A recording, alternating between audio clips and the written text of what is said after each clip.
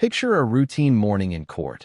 Traffic cases, parking tickets, the steady shuffle of small trouble.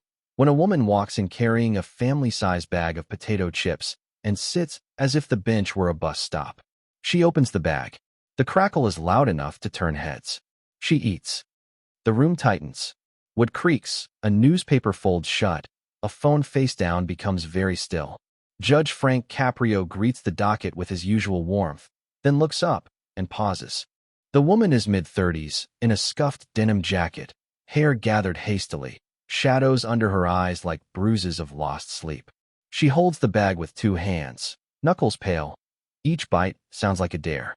Ms. Monroe, Caprio says, gentle but exact. Is it your intention to eat during a court hearing? Without looking up, she answers, flat and fast. I paid for parking. I can sit and eat while I wait my turn. A few quiet chuckles leak from the back row. They die out when the judge doesn't smile. He studies her, posture stiff, jaw set, the rhythm of someone braced for bad news and determined to get there first. We'll begin, then, he says, opening the file. Kelly Monroe. Citation for obstructing traffic in a school zone. She digs for another chip. Sounds like me. Do you acknowledge the violation? She stops chewing, only for a heartbeat, then swallows hard. I acknowledge my life is one long violation. The line lands with the weight of something true said too late. The clerk's pen hesitates. An officer folds his arms, then unfolds them. The salt and oil smell from the bag seems suddenly out of place among paper and polish. Caprio doesn't press. You understand this is a safety corridor. Children cross there. Children cross everywhere, she mutters. So do bills. So does bad luck. Her tone is edged, but the edge looks like armor, not malice. Up close, the jacket sleeve is frayed. A thumbnail bears a scab of old polish. She chews as if the act keeps her upright. In this room, the judge says softly, we're asked to care about both rules and reasons. Reasons? She lets out a small, dry laugh. You don't want mine. I asked for them, Caprio replies. She tilts the bag, chasing crumbs, and for the first time meets his eyes, only briefly, as if light burns. Something flickers there, not contempt, but fatigue heavy enough to bow a door. The judge turns another page, paper whispers like a warning. School zone, morning hours. Your vehicle stopped with flashers on, blocking the lane. Officers report you were gone several minutes. About right, she says. A few minutes is sometimes all you've got. Silence collects in the corners. The audience leans, then thinks better of it. The chip bag shrivels with a soft sigh. Caprio closes the file. His voice lowers, not to scold, but to steady. All right, Ms. Monroe. Perhaps we're not talking about rules at all. Perhaps we're talking about why they feel optional to you. Her mouth tightens. The bag crinkles under her grip. For a second, she looks as if she might throw the whole thing away, or hold it like a life preserver. Fine, she says, almost a whisper. Ask. He nods once, a small permission. The room, which came for a ticket, waits for a story. And in the thin, salty air between them, the ordinary case stops being ordinary. Where are you watching from? Let me know in the comments below, and don't forget to subscribe to this channel. Start with the simple things, Judge Caprio said. Your name, what you do, when the world isn't handing you tickets. She rolled the chip bag closed, thumbs smoothing the seam. Kelly, she said, and I used to make lattes pretty enough to photograph. Little cafe on Oak. 3 tables, a chalkboard menu. Regulars who argued about baseball and tipped well when the Sox lost. A breath. Then the pandemic came and the landlord didn't believe in discounts. No one shifted. Even the officer's pen stayed capped. My husband left halfway through, she added matter of fact. Said he wasn't built for constant emergencies. Left me the minivan, 2 kids, and the dog he'd promised them. I sold the espresso machine to pay the arrears. The dog went to my sister. The minivan's still limping. Caprio's hands stayed folded. And now, night cashier at the 24-hour market.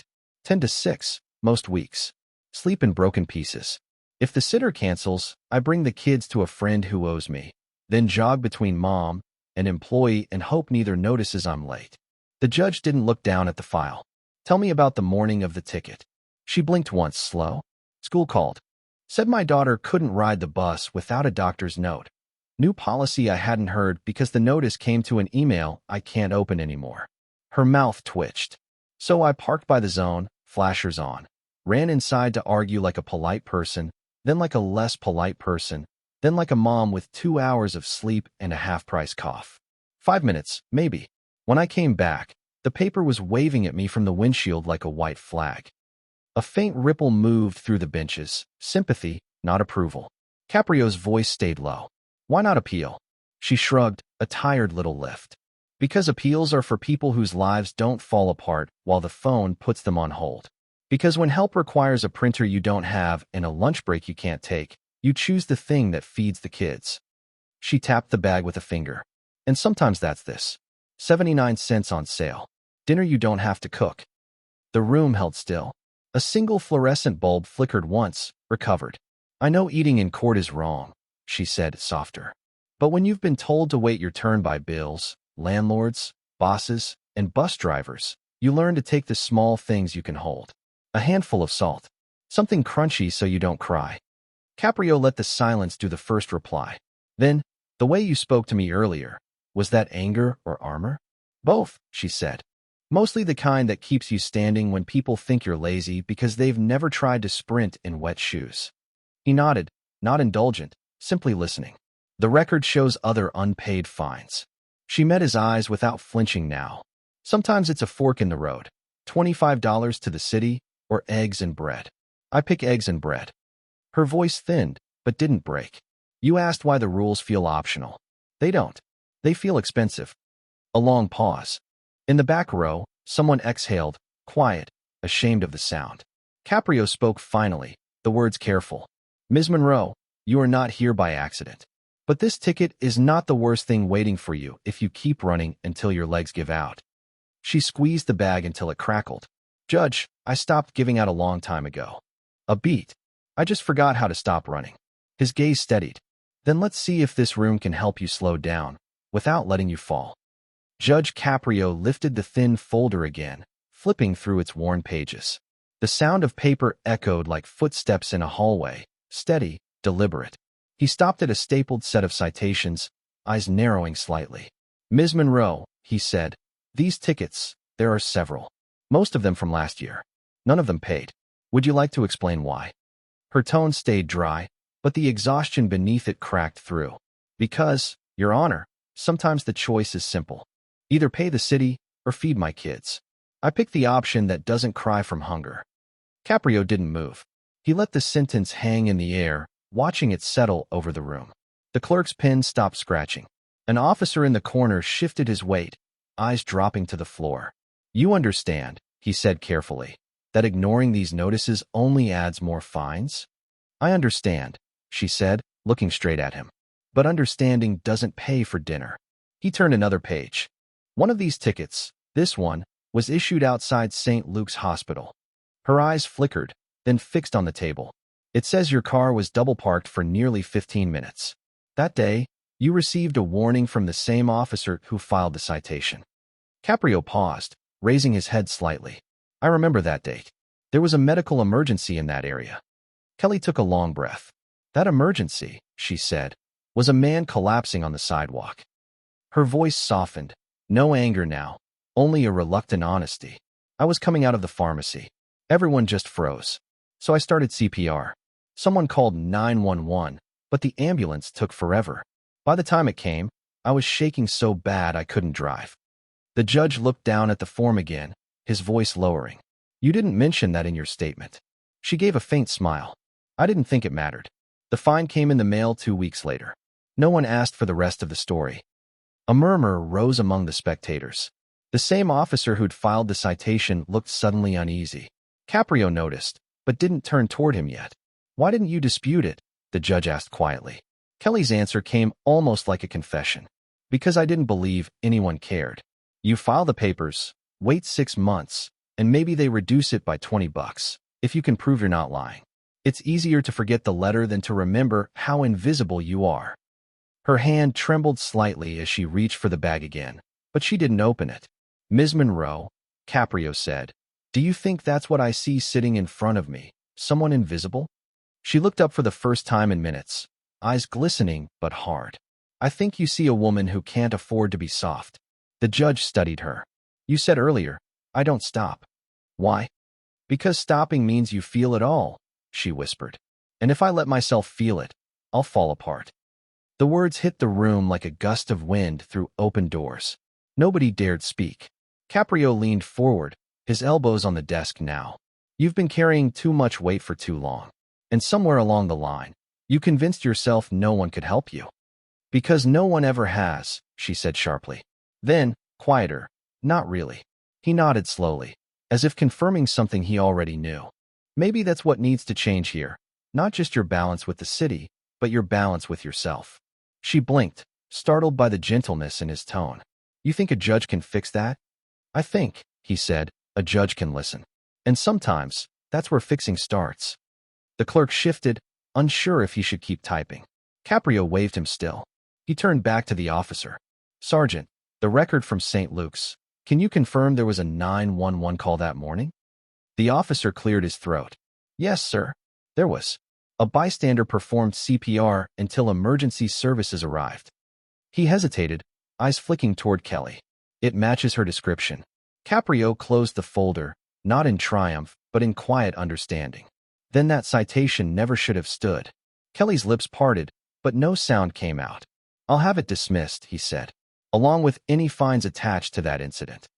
Her hands covered her face for a moment, not from joy, but disbelief. You mean it? I don't play with words, Ms. Monroe, he replied softly.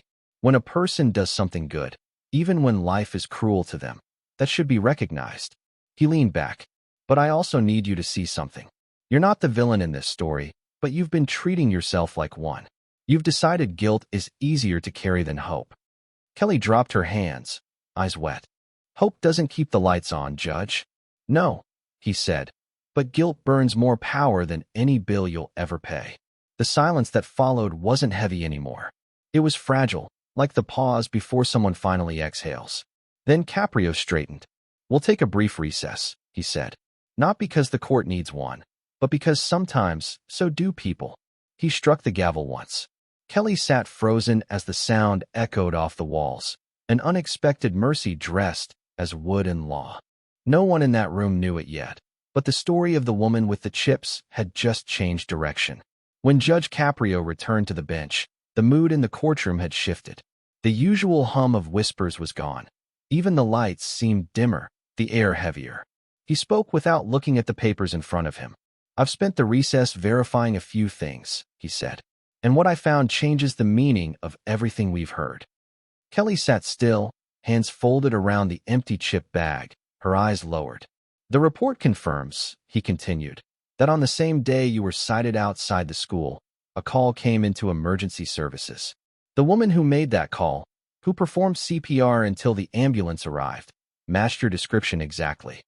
A ripple of disbelief passed through the spectators. Caprio adjusted his glasses and looked at her directly. You saved a man's life. She didn't flinch. I didn't save anyone, she said quietly. I just did what anyone should have done. Then why not tell us earlier? Her tone was simple, not defensive. Because then it sounds like I'm making excuses. I wasn't trying to escape the ticket. I was trying to keep someone alive. Caprio leaned back slowly. There was something in her voice that wasn't pride. It was exhaustion wrapped around dignity. You understand that most people would have led with that? I'm not most people, she said. And I've learned not to expect applause for doing what's right. He studied her face. Beneath the worn lines and defiant posture was something unbreakable, an old kind of strength, the kind that grows from surviving without witnesses. I also learned something else, he went on. The man you helped isn't just anyone. He's David Hale, local businessman, community sponsor, the man half this city knows by name. Kelly looked up sharply. I didn't know who he was. Didn't matter. You saved the life of a man who could have changed yours, Caprio said, a trace of wonder in his voice. And you never even tried to contact him? She gave a soft, humorless laugh. Why would I? I didn't ask anyone to rescue me that day. So why should I expect to thank you? A long silence followed. The spectators sat transfixed, sensing something deeper unfolding, something that no law book could contain. The judge set his pen down, his tone turning quieter, almost personal. Ms. Monroe, he said, you seem to fight for everyone but yourself. Why? Her eyes flickered with something. Fear, maybe grief. Because when you start fighting for yourself, she said, people stop calling it courage. They call it attitude. He didn't respond right away. The words landed like small stones dropped into deep water. Finally, Caprio leaned forward, his voice lower, softer. There's a kind of pride that protects us, but it can also trap us. You've built walls so high around your pain, you forgot you don't have to live behind them forever. For the first time, she didn't answer. Her hands trembled slightly, still gripping the bag she hadn't opened again. He continued, more gently now. I intend to call Mr. Hale in. If what I've learned is true, he should have the chance to confirm your story himself. Her head snapped up. No, she said quickly. Please don't. Caprio frowned. Why not? I don't want him to see me like this, she whispered. I was the woman who ran toward him that day, not the one sitting here now, waiting for mercy. The judge's eyes softened, but his voice remained firm. This isn't about mercy, Ms. Monroe. It's about truth. And sometimes, truth needs witnesses. She shook her head, a faint panic rising beneath her composure. You don't understand. I don't need him to thank me. I just want to forget. He watched her for a long moment. Forgetting isn't freedom, he said finally. It's just another way of staying lost. She swallowed hard, saying nothing. Caprio closed the folder carefully, as if sealing something fragile inside. Then he looked out across the courtroom and said, We'll reconvene tomorrow morning. Mr. David Hale will be summoned to appear. Perhaps he has something left to say to all of us. As the gavel struck, Kelly sat motionless. The echo lingered in the room like a held breath. She didn't look up, but under her breath, she murmured to no one in particular, I don't need saving.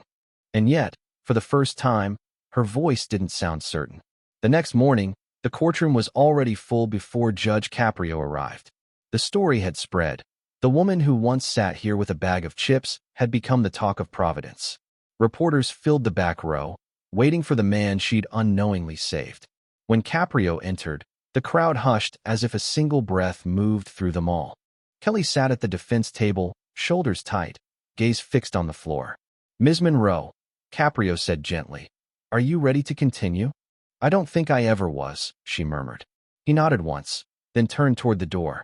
Please bring in Mr. David Hale. A tall man in his early 50s stepped in, well-dressed, but carrying himself with an unexpected humility. His voice was calm, unhurried. Yes, Your Honor. That's her. She's the woman who saved my life. Kelly didn't move. The sound of his words seemed to weigh more than applause ever could. Caprio leaned forward. Tell us what happened, Mr. Hale. Hale looked at Kelly, not the judge. I remember collapsing on the sidewalk. My heart stopped. I saw faces above me, then hers, steady, determined. She didn't look scared. She looked angry that death dared to show up. I woke up in an ambulance, and she was gone. The paramedic told me her name, but by the time I found the courage to thank her, she'd vanished. He paused, his voice tightening. I tried to find her. I didn't stop for months. But there was nothing, no address, no phone number, nothing but a traffic citation in the record. And then, yesterday, I saw her face on the news. Caprio's tone stayed calm, but his eyes were sharp. And that brought you here? Hale nodded. Not just gratitude, Your Honor. Guilt. Because while I was back at work, building my life again, she was sleeping in a car outside the same hospital where she saved mine. The words struck like thunder. Kelly's head snapped up. That's not true, she said quickly, though her voice trembled. But the judge looked at her kindly. Isn't it? She hesitated, then gave a small, helpless smile. Maybe for a little while. I didn't exactly have many options. The room went silent again. Hale's expression softened. Not pity, something gentler. You never called me. Never asked for help. I didn't want to owe anyone, she said. I've lived my whole life paying for things I didn't buy. I wasn't going to start collecting debts in gratitude. Caprio listened, hands folded.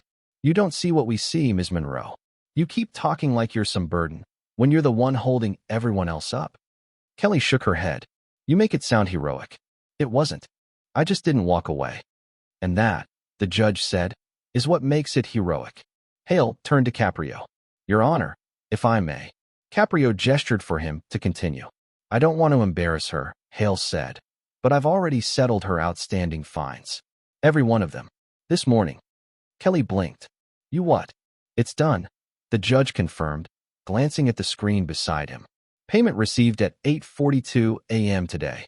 The courtroom murmured, surprise rippling like a wave.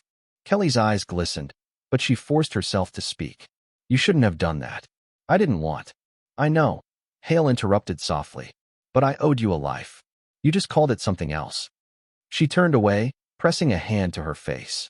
I don't need handouts, she said shakily. It's not a handout, he replied. It's a full circle. Caprio waited until the murmurs faded. Then he spoke with measured weight. Ms. Monroe, this court sees no further reason to pursue the matter. Your record is clear, your debt paid, not by charity, but by justice catching up to kindness. Kelly looked up at him, tears threatening, but held back. You don't understand, she whispered. I wasn't trying to be good. I just didn't know what else to do. The judge's expression softened.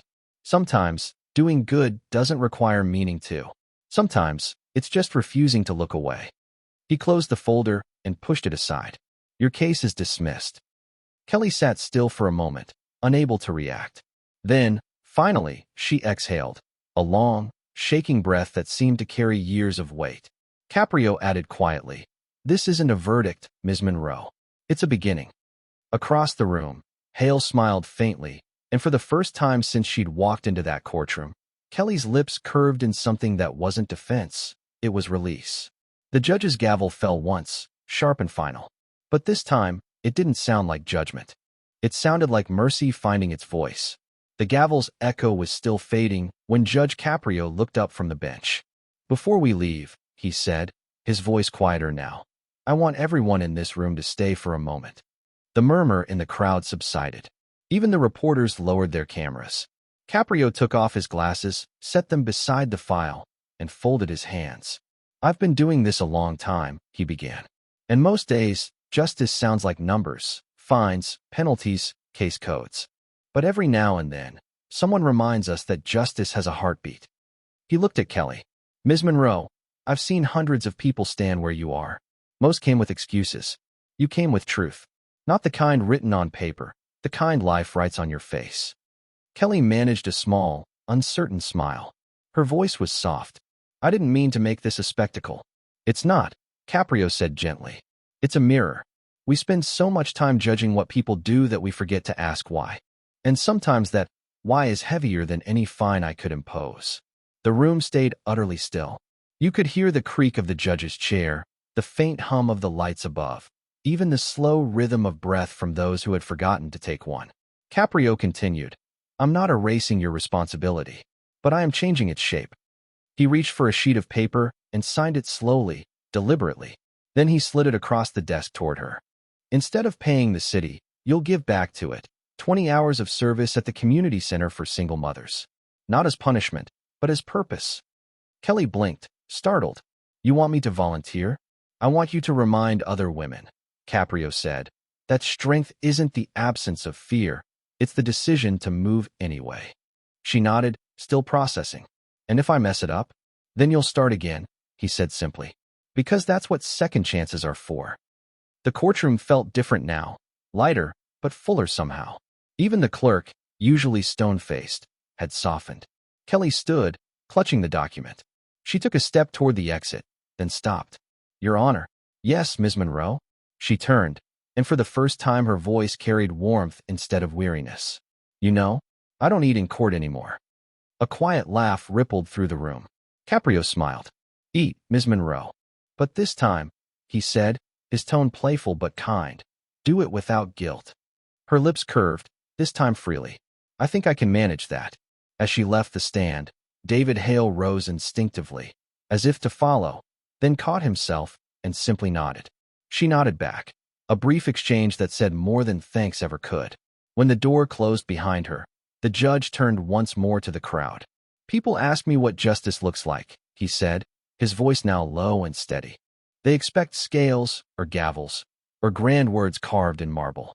But sometimes, it looks like a tired woman sitting in a courtroom, finally realizing she's not invisible. He paused, eyes drifting toward the empty chair she'd left behind. Today, he said, no one here saw a criminal. We saw a survivor who remembered how to breathe again. And maybe, if we were listening closely, we remembered a little of it ourselves. He lifted the gavel, but didn't strike it yet. Justice, he added softly, isn't punishment. It's perspective. Then he brought the gavel down. One final, resonant strike. The sound filled the hall, not sharp, but rich, like a note held just long enough to feel it in your chest. Outside, through the open courthouse doors, a bit of sunlight spilled across the marble floor. For a moment, it caught on the reflection of a small, empty chip bag someone had left behind. And as the people began to rise, their footsteps slow and thoughtful, that crinkled piece of foil seemed almost to glimmer, quietly reminding everyone that dignity, once lost, can always be found again.